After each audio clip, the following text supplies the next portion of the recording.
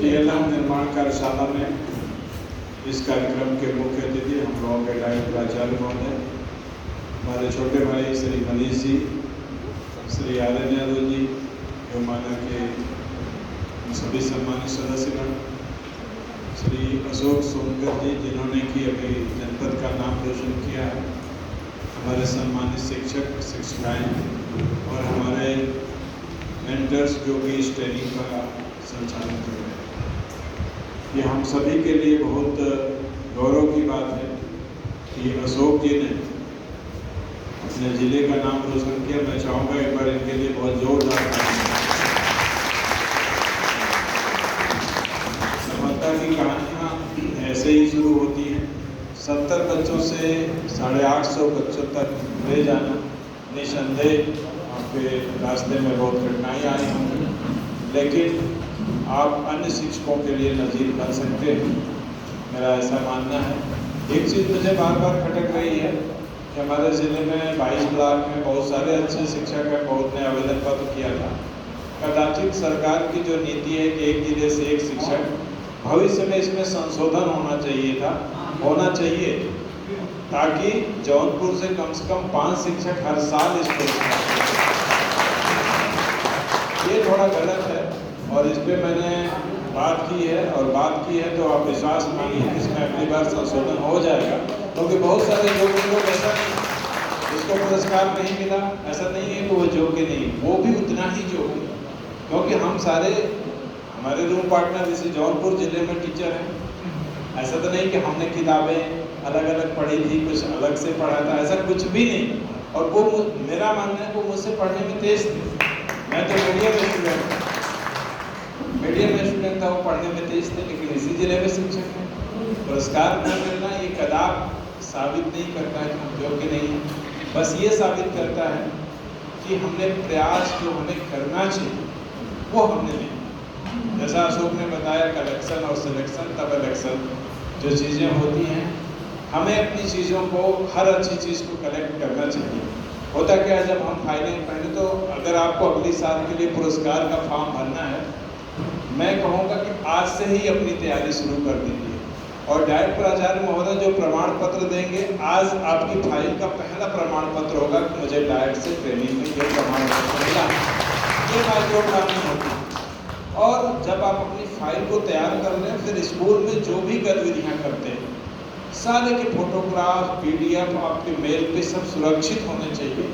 और जब अपनी फाइल बना लें तो 2-4 एक्सपर्ट से उसके बारे में डिस्कशन करें, और डिस्कशन करने के बाद ही, मेरा अपना मानना है, मेरे जीवन की सफलता का मूल मंत्र किसी की चीज़ की बहुत माइक्रो प्लानिंग, बहुत सूक्ष्म तैयारी मैं करता हूँ। सुबह कार्यक्रम है तो रात के 12 बजे, 1 बजे, 2 बजे मैं कार्यक्रम स्थल पर जाकर निरीक्षण करूँगा।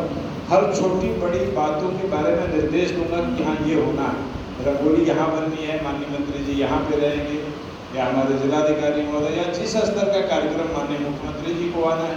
अब सोचिए कि अगर हमारे माननीय मुख्यमंत्री जी को स्कूल में आना होता था तो हम 3-3 रात लगातार जगते थे कि उनके आगमन में हमारी प्लानिंग में कोई त्रुटि ना हो।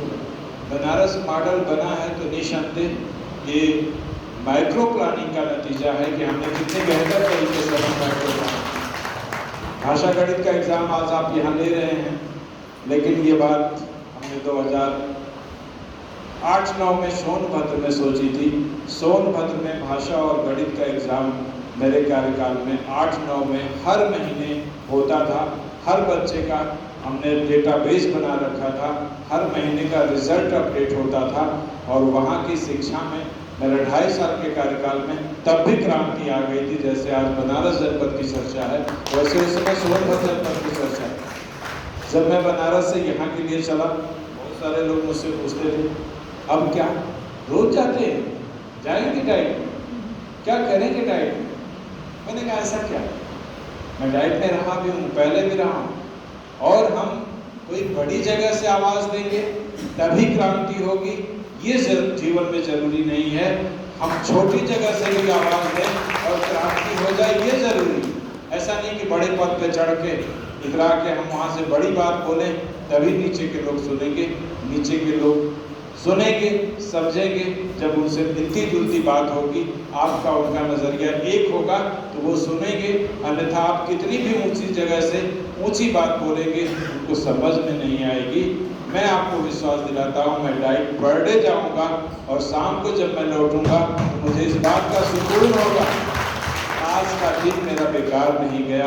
आज मैंने सार्थक रूप से, यही आपसे भी कहना चाहूँगा, आप स्कूल जाते हैं, आधा घंटा लेट मत जाइए, बहुत बुरा लगता है। आप आधा घंटा पहले जाइए।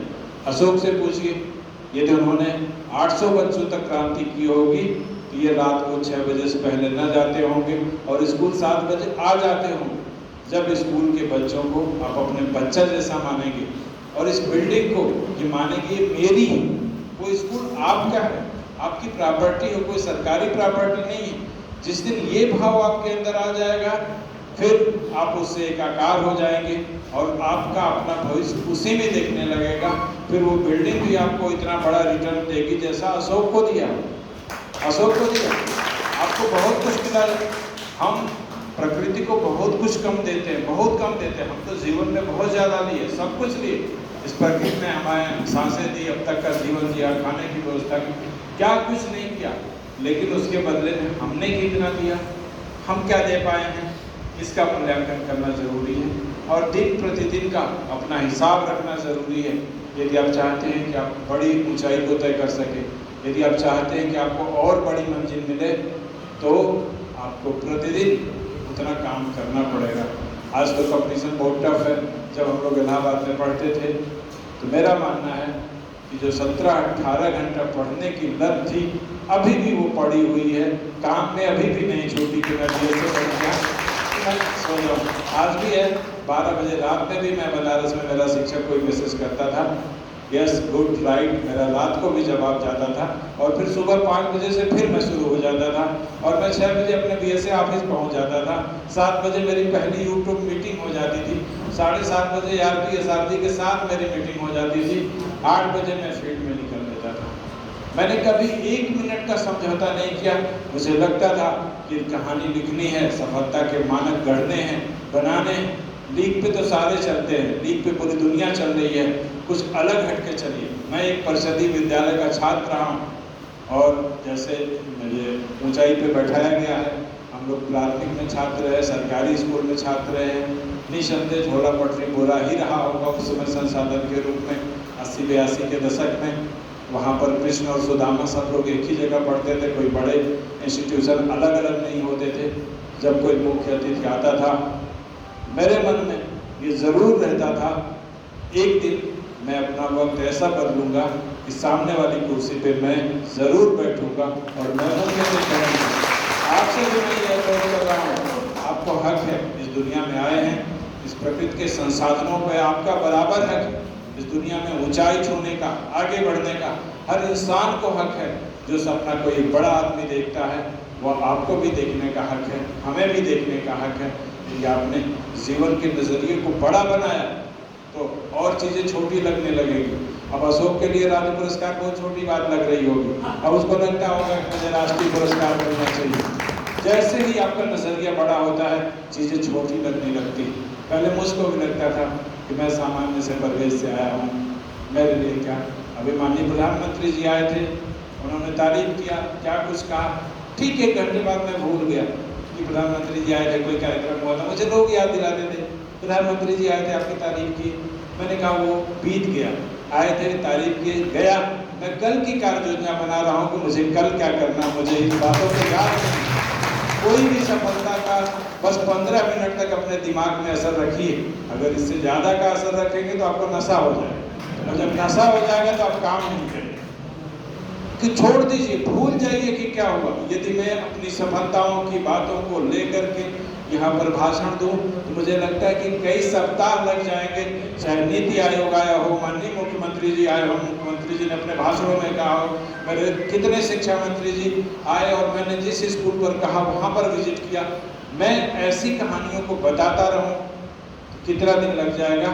लेकिन मेरा अपना व्यक्तिगत मानना है कि मेरे ऊपर सफलता का नशा सिर्फ 15 मिनट होता है।